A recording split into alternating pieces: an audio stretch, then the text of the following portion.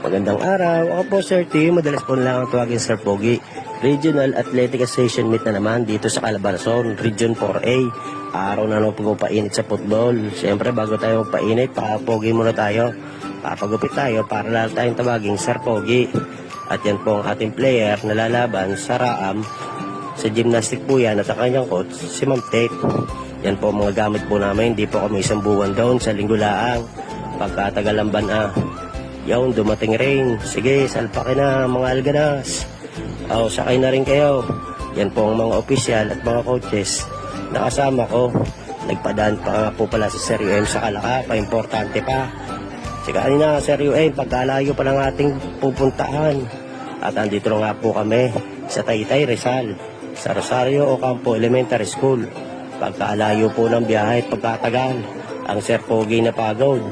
Yan po ang ating pangmalakas sa klipan. Sa ibang araw, babaltang uli kayo. Paalam!